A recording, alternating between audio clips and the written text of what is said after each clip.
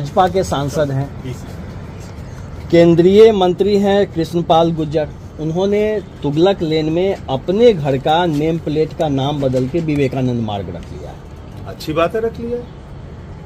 इसका मतलब वो अपनी देशभक्ति प्रदर्शित करना चाहते हैं। अच्छी बात है।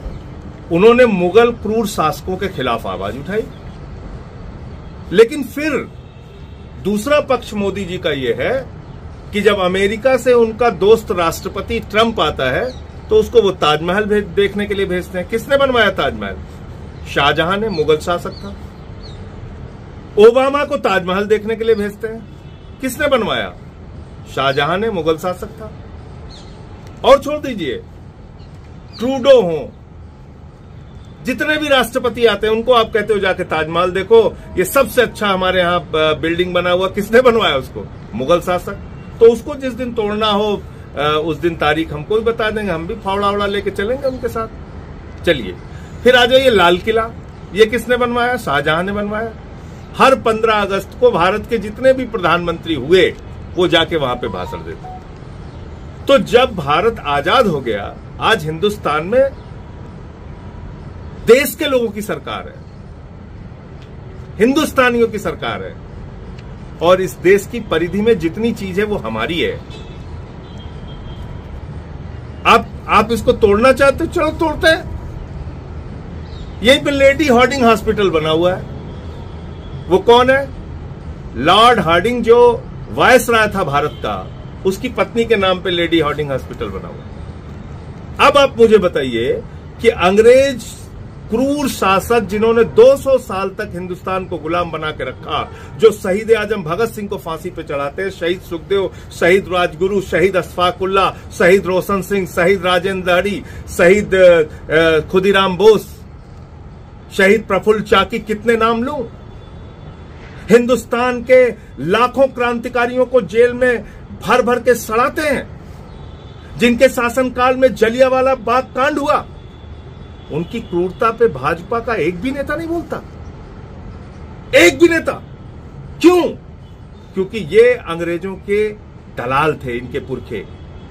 आरएसएस के लोगों ने अंग्रेजों की दलाली की है, तिरंगे झंडे को अशुभ बताया है।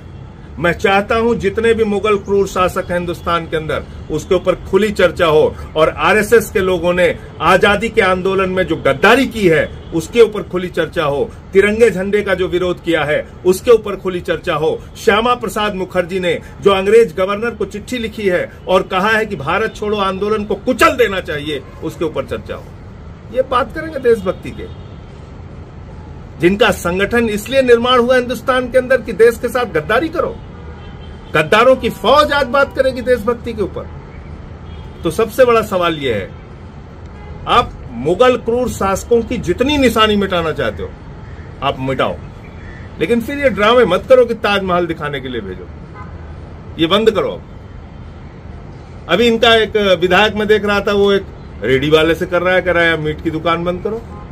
अरे दम है, हिम्मत है तो मोदी से कहो दिल्ली में KFC बंद कराए, मैकडी बंद कराए, सारी एम्बेसी बंद कराएं कि मंगलवार को कहीं भी मीट, मुर्गा, मछली नहीं दिखेगा। रेडी वाले से लड़ रहे हो, तुम्हारी औकात रेडी वालों से लड़ने की है? हिम्मत नहीं है KFC से लड़ने की? हिम्मत नहीं है एम्बेसीज में तुम मीट, मुर्गा, मछली बंद करा दो? ड्रामे कर रहे हो। किस ओर ले जाना चाहते हो देश को? 94 लाख करोड़ रुपए 5 महीने में इस देश की आम जनता का शेयर मार्केट में डूब गया। 16 लाख करोड़ रुपए अपने दोस्तों का नरेंद्र मोदी ने माफ कर दिया।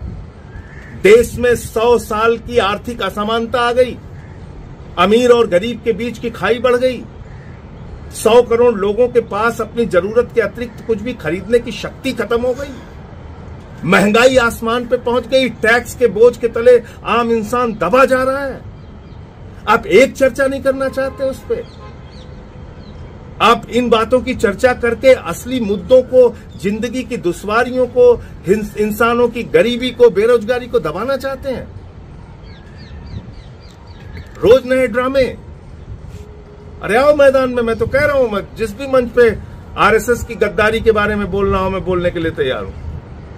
आरएसएस ने इस देश के अंदर आजादी के स्वतंत्रता संग्राम सेनानियों के खिलाफ मुखबिरी करने का काम किया है, अंग्रेजों के साथ मिलके देश को तोड़ने का और दलाली करने का काम किया है। ये इनका काला इतिहास है, इस पे चर्चा होनी चाहिए।